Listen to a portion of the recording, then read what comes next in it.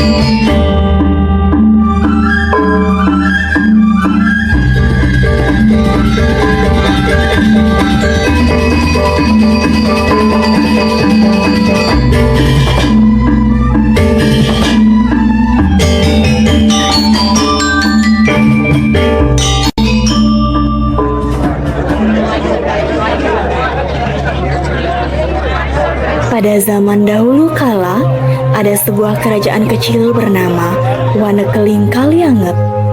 Di kerajaan itu hiduplah satu keluarga yang terdiri dari ayah, ibu, dan ketiga anaknya.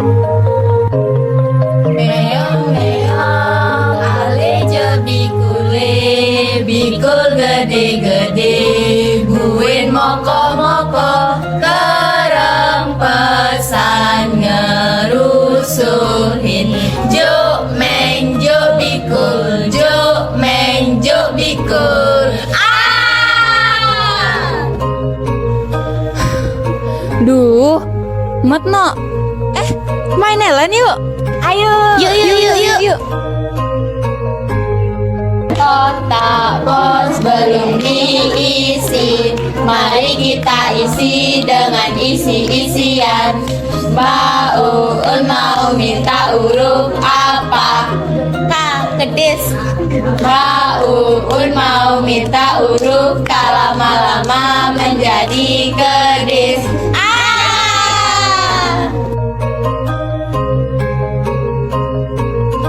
Curi-curi sementara alang-alang, buku-buku tiang melipu. He aji satu sketeng mare bakat anak bagus, peceng enjok-enjok. Nyenena. Omin.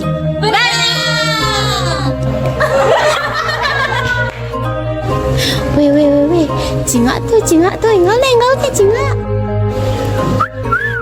Ge, kaki joge. Mi, jaga kahajana. Air.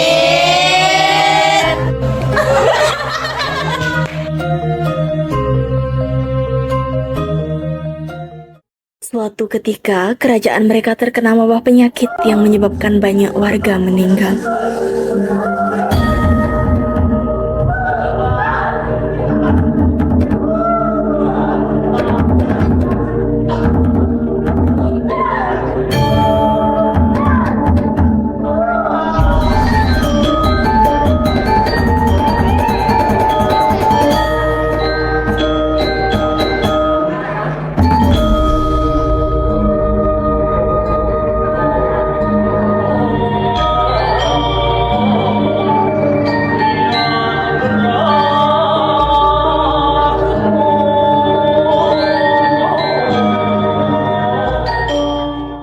keluarga kecil itu pun tidak luput dari wabah. Dari 5 anggota keluarga, hanya 1 yang selamat dari wabah tersebut. Ia adalah Inyoman Jayaprana.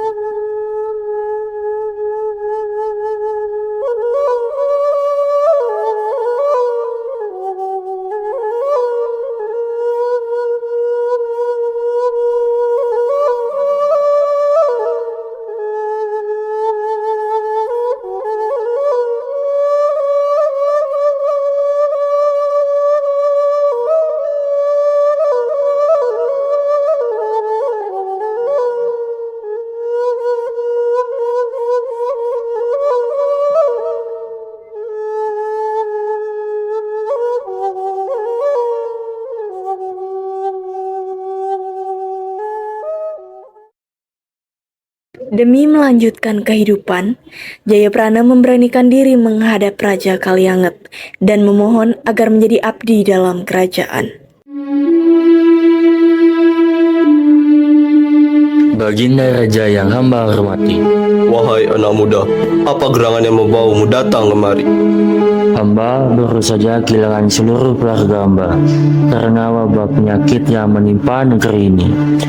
Wahai Rajaku yang terhormat, berkenankah yang mulia jika hambamu ini mengabdikan diri pada kerajaan?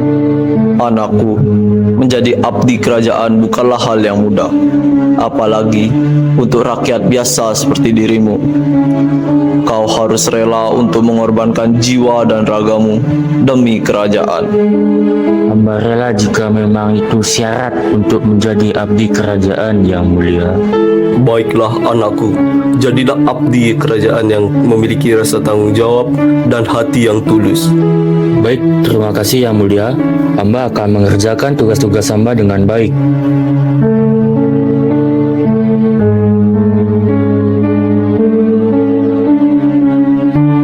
Di kerajaan, Jayaprana pun menjalankan tugas-tugasnya sebagai abdi dengan baik. Tak heran jika akhirnya ia menjadi abdi kesayangan sang raja.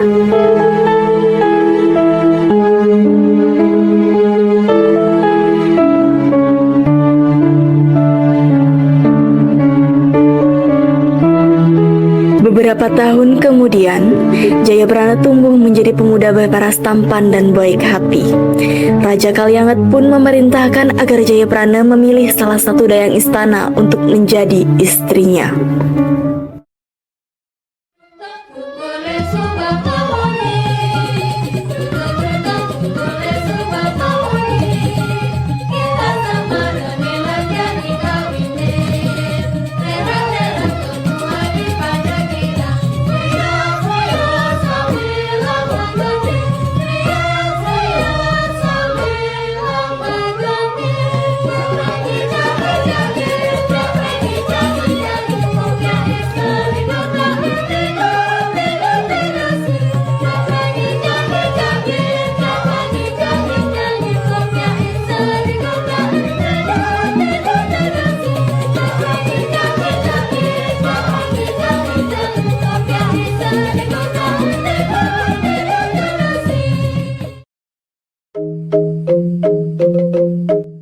Jadi, bagaimana anakku?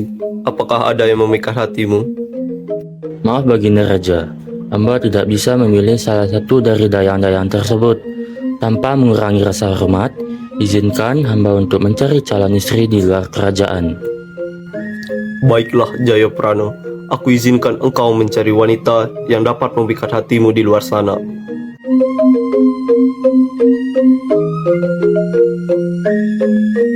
Keesokan harinya, Jayaprana pun melancong ke pasar di depan istana. Ia ingin melihat gadis yang berlalu lalang di pasar itu.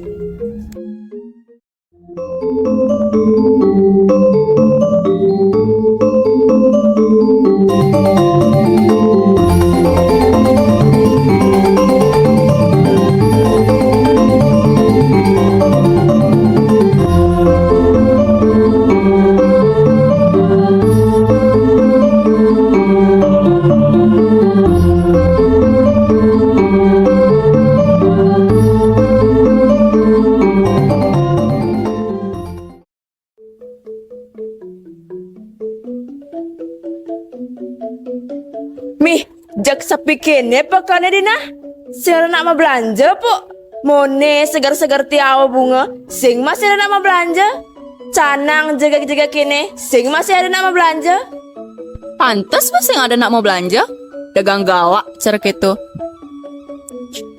Aduh, Ih, weh, suat cemunto, melang berdagang.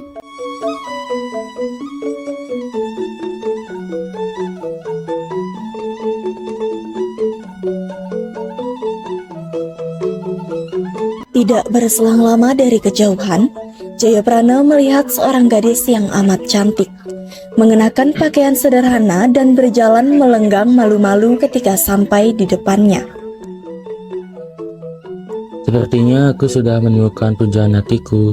Jadi beginikah rasanya jatuh cinta pada pandangan pertama? Karena Jayaprana sangat penasaran dengan gadis tersebut, ia akhirnya memutuskan untuk menanyakan kepada warga sekitar. Om Swastiastu, Mbok. Jadi dia metakon, Mbok.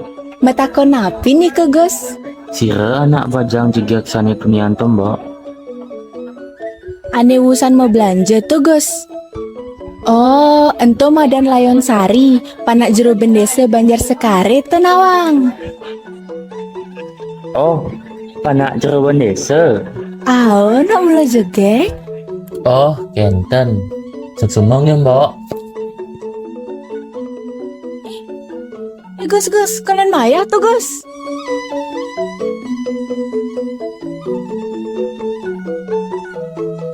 Jayaprana pun kembali ke istana.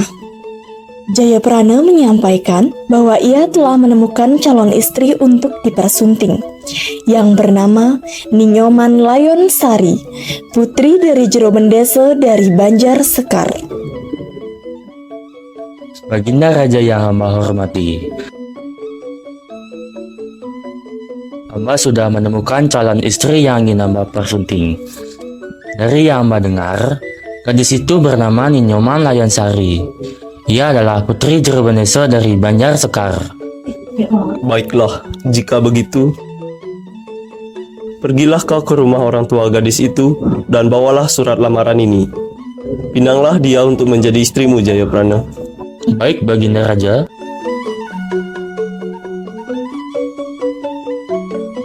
Pagi-pagi sekali, Jayaprana menuju ke rumah Jero Bendese untuk menyerahkan surat dari Raja Kalianget.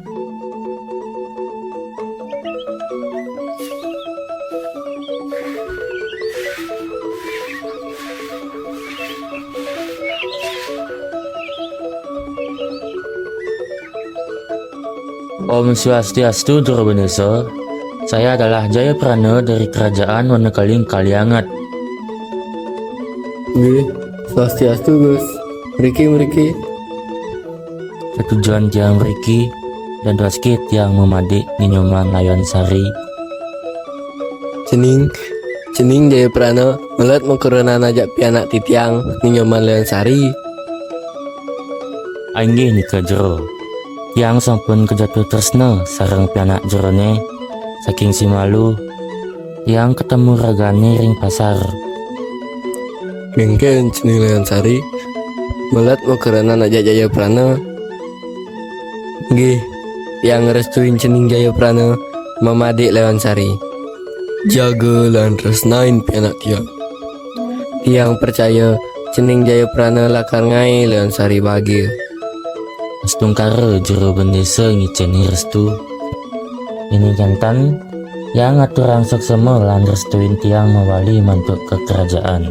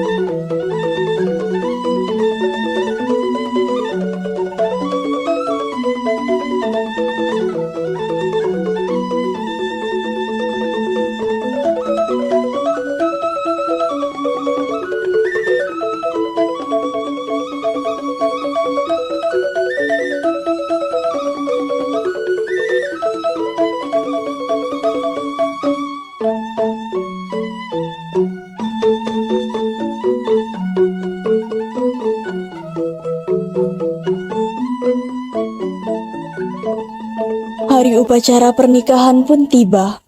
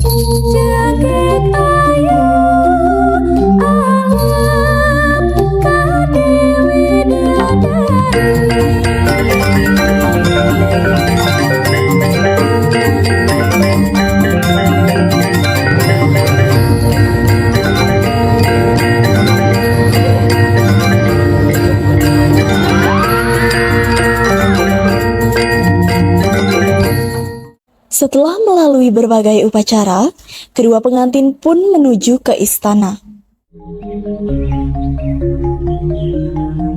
Hormat saya pada Yang Mulia dan Patih. Saya kemari bersama dengan istri saya, Layan Sari. Pintar juga kau mencari istri, Jayaprana. Benar-benar wanita yang sangat cantik. Kami kemari ingin berterima kasih kepada Baginda karena telah merestui pernikahan kami. Berbahagialah anakku. Semoga pernikahan kalian bertahan sampai ajal menjemput. Selamat atas pernikahanmu, Jayaprana. Terima kasih Yang Mulia Raja dan Patih.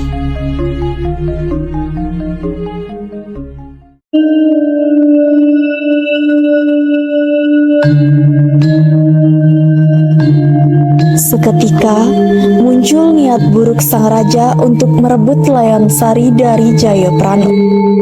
Untuk pertama kalinya, aku melihat wanita secantik Layan Sari.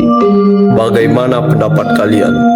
Bukankah seharusnya aku yang lebih pantas untuk menjadi suami dari Layan Sari yang cantik daripada Jayaprana?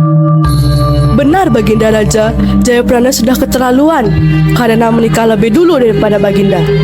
Dia sudah melewati batas. Aku ingin Layan Sari menjadi istriku. Jika Layan Sari tidak bisa menjadi milikku, maka tidak ada seorang pun yang boleh memilikinya. Baginda, jika Baginda sangat ingin memiliki Layan Sari, kita harus menyingkirkan Jayaprana. Lalu, bagaimana caranya? Yang Mulia, hamba mendengar jika di Teluk Terima terdapat perahu yang hancur. Bagaimana jika alasan tersebut kita pergunakan sebagai siasat untuk menyingkirkan Jayaprana? Aku suka pemikiran itu.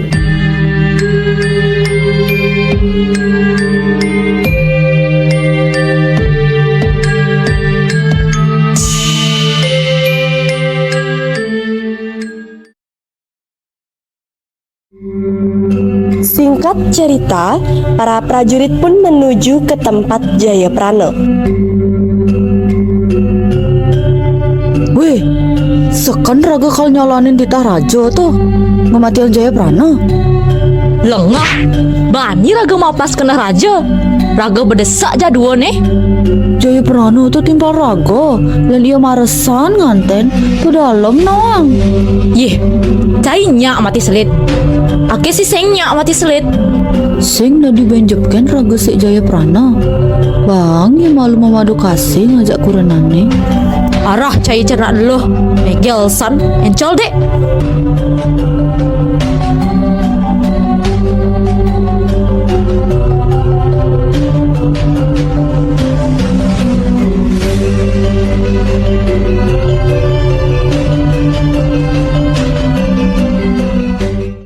Sosiastu Jayaprana, gawat. Kenapa nih? Kenapa? Tuh di itu diteluk terima ada kapal benyah. Raga jak telutus kamu jani. Kita raja nih. Layan Sari, istriku. Esok hari, Kanda mendapatkan tugas untuk pergi ke Teluk Terima. Di sana terdapat perahu hancur yang harus Kanda selidiki. Kanda, sebaiknya urungkan saja niat Kanda. Dinda merasa khawatir terjadi sesuatu di sana. Firasat Dinda tidak enak kepada Kanda.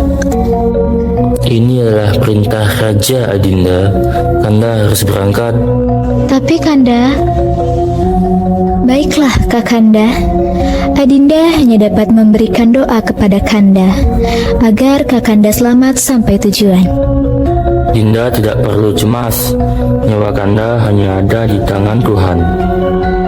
Kami pamit, Layon Sari.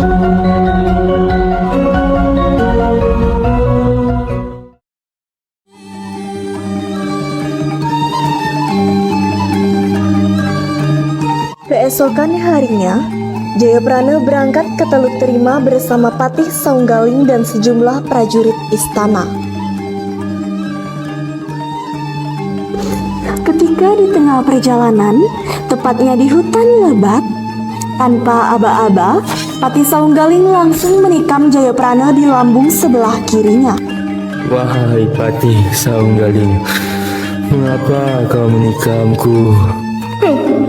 Kau memang pantas untuk mati, Jayaprana. Siapa itu?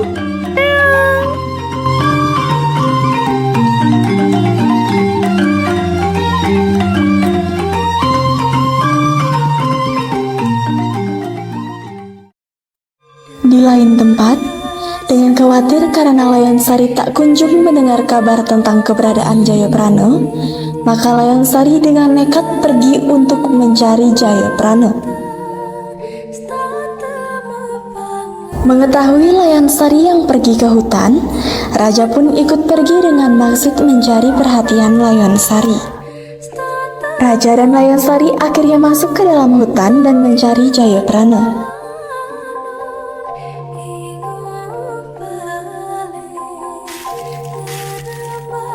Suamiku!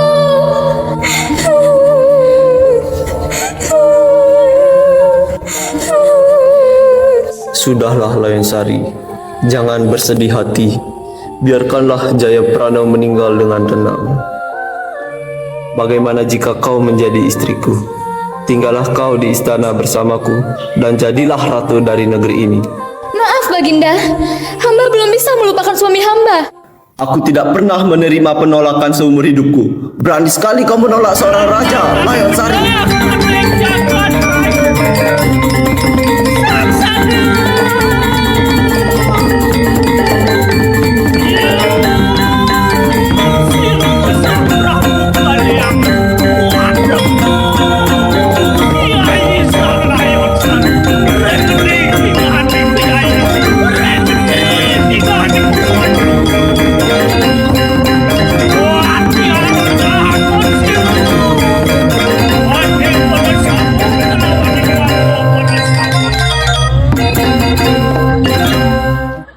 Lebih baik aku mati daripada harus menikah dan mengkhianati suamiku Jayaprana. Tidak, ini tidak mungkin.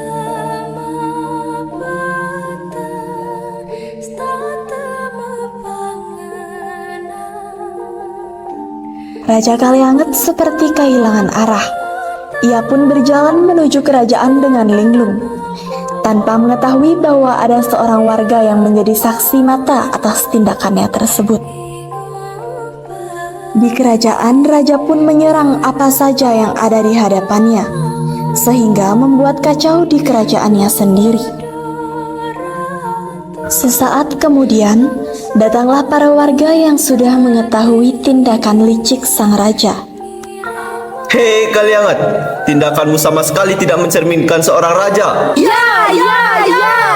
Tangkap dia, penjarakan dia. Turunkan dia dari tahta, tangkap dia. Turunkan dia dari tahta. Ya! Para warga dari kerajaan tersebut akhirnya memutuskan untuk menangkap raja dan memasukkannya ke dalam penjara. Demikianlah akhir dari kisah Layonsari dan Jayaprana. Kisah cinta indah yang berakhir dengan tragis. Raja yang licik, tamak, dan egois akhirnya mendapatkan hukuman yang setimpal dari warga kerajaannya sendiri. Cinta asmara tak senantiasa berlabuh di ujung kebahagiaan. Ketika cinta sedang bergejolak, tiba-tiba badai menerjang dan menghempaskan